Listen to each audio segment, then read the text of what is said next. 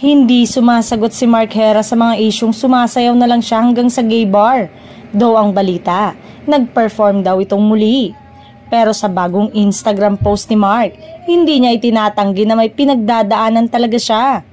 Ang anak nila ng misis niyang si Nicole Donesa na 4 years old ang nakakapagpasaya sa kanya. Say ni Mark, "You are little man. Hi, 4 years old already, my baby boy.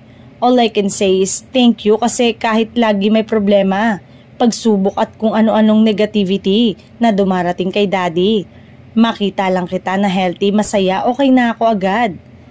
Mabigay namin ang kailangan mo at magabayan ka namin ng tama, panis yung mga problema na yan.